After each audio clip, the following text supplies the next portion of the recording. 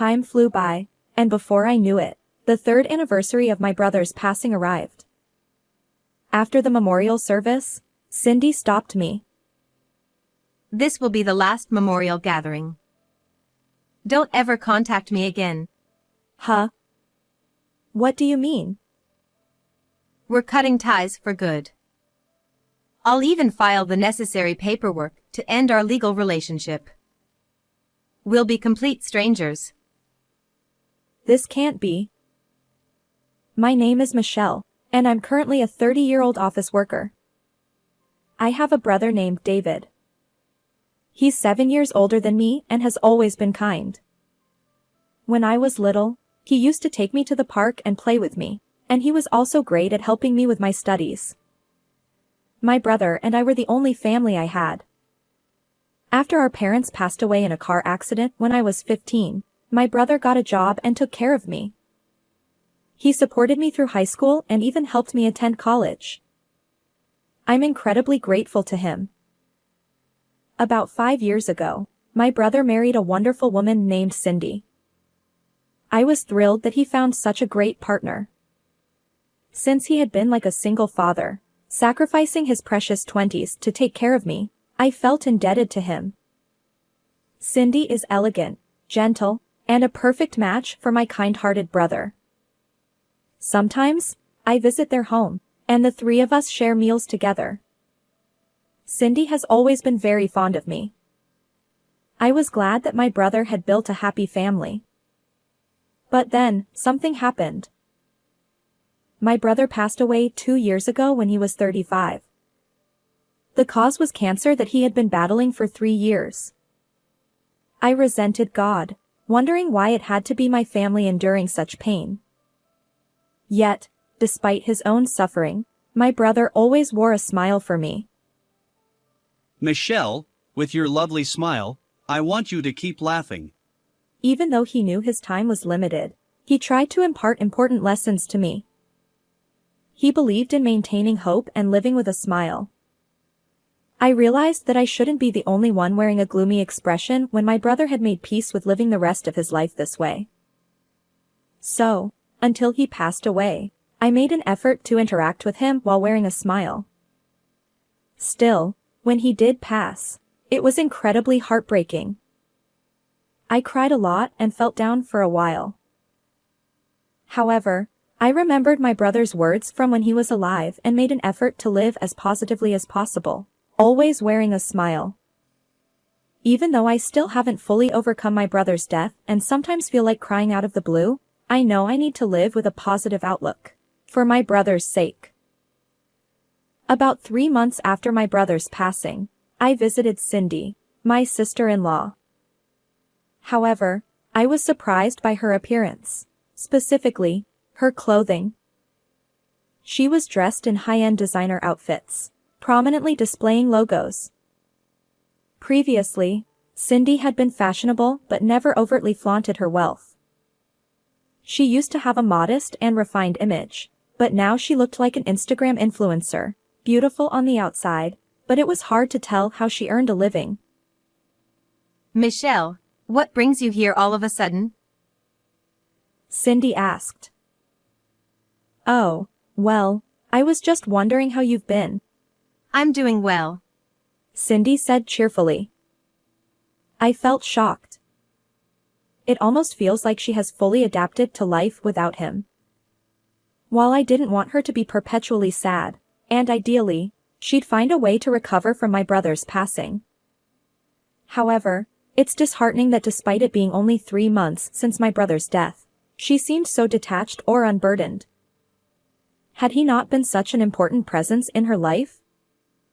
It made me wonder if Cindy had already grown accustomed to living without him. As time passed, the third anniversary of my brother's passing arrived. After the memorial service, Cindy, my sister-in-law, stopped me. This will be the last memorial gathering. Don't ever contact me again. What? What do you mean? We're cutting ties completely. I'll even file the paperwork to end our in-law relationship. We're strangers now. Cindy said, smiling. Why? How could she? I wondered if Cindy truly loved my brother. Her actions left me questioning. The day after the 3rd anniversary, I had a day off from work. I decided to open the box my brother had left behind, the one I hadn't touched since his death. I'd been avoiding acknowledging his passing, but after the memorial, I felt like I was gradually overcoming it. So, with determination, I opened the box. And because of what Cindy had said, I wanted to confirm what my brother had left behind, to immerse myself in memories. Inside were items that held memories: the music box I made in middle school during industrial arts class, the scarf I knitted for my brother in high school, and photos from a trip abroad we took together to celebrate my university acceptance. Nostalgic, I whispered. The memento box, which my brother asked Cindy to give to me before he passed away, contained items associated with our memories. As I looked through its contents, I reminisced about the moments we shared. He lives on forever in my heart. When I saw the things in this box, I felt like I had finally truly overcome my brother's death. Ultimately, you continued to encourage me until the end, I mused. I wound up the music box, and sweet melodies filled the air. Suddenly, the sound stopped midway.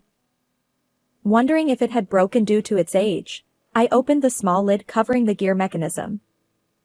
To my surprise, a folded piece of paper lay inside.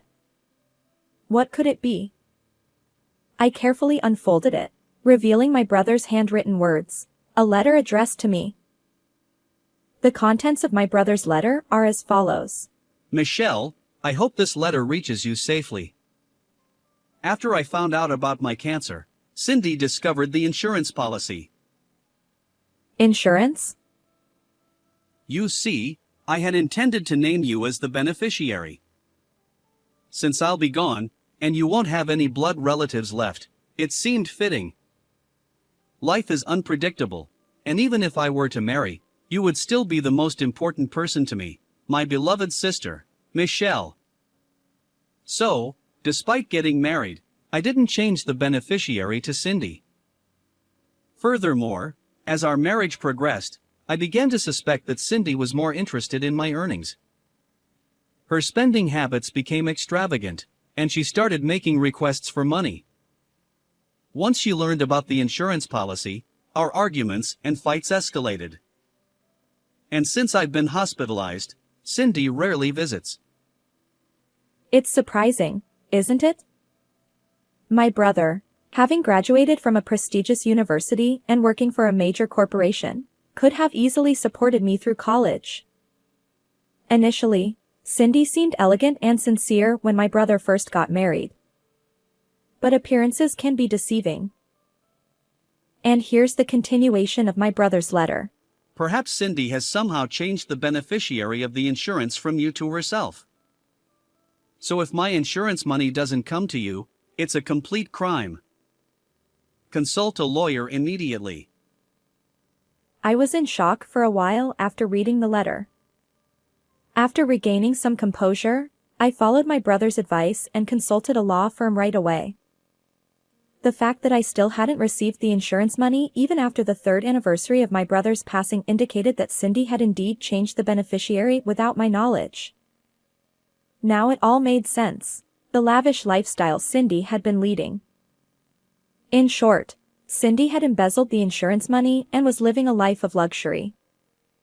The lawyers were empathetic and promptly took up the case with the insurance company. And that's when I learned the shocking truth. The amount of my brother's insurance payout. Apparently, my brother had taken out a life insurance policy soon after our parents' passing, and the final payout was $300,000. The insurance company promptly responded through the lawyer and paid me $300,000. Even though I saw the amount recorded in my passbook, it didn't feel real. I somehow couldn't believe I had that much money. But this was something my brother left for me. I intend to use it carefully to live a happy life. Later, Cindy suddenly called me, What's going on? Why are you calling out of the blue? Haven't we cut ties already? Don't play innocent. You set me up, didn't you? Oh really? What are you talking about? I've been accused by the insurance company. I haven't done anything. Oh, come on. Are you still trying to deny it? You changed the beneficiary of the insurance money without authorization, didn't you? What? I didn't change anything without permission. David signed the paper to change it, and I took it to the insurance company. Is that so? I thought this woman was beyond redemption. Even now, she's still claiming her innocence. Well, you see, the fact that the insurance company has accused you means that everything you've done is out in the open. Forensic analysis of the handwriting has already proven that it's not my brother's signature. Oh no. You didn't.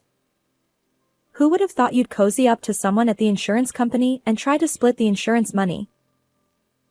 Why would you? Through a lawyer, the insurance company investigated, and apparently the person in charge quickly confessed to the crime. I don't know the whole truth, but it seems he easily betrayed you, considering that he was approached by you. So, it appears that your guilt is quite significant. This can't be. Well, well, well. Bad deeds catch up with you, don't they? Make sure you return the money to the insurance company. But I've already spent $60,000. Oh dear. Well, that's your own doing. Anyway, I'll never forgive you. Let's cut ties just as you suggested, perfect strangers. And with that, I hung up the phone and blocked Cindy's number. Later, both Cindy and the insurance company representative who collaborated with her were arrested for fraud. They were each given probation and required to pay half of the $300,000 to the insurance company. Even after using the remaining $90,000 she had on hand for repayment, Cindy still had $60,000 in debt remaining. Currently, she lives a modest life and works nights to repay her debts. Well, it's a case of reaping what she sowed, so there's no room for sympathy. On the other hand, I've returned to my daily routine, focusing on saving from my earnings while being frugal. I plan to use the insurance money my brother left me for retirement. Following my brother's advice, I've embraced positivity and a smiling outlook on life, which recently led to a wonderful encounter. He's kind, cherishes me, and we're both in our 30s, even discussing marriage. Every day with him is delightful, and I'm confident that together, we'll build a beautiful family. I'll live a happy life, honoring my brother's memory. How did you find this story? And don't forget to subscribe to the channel. Until next time.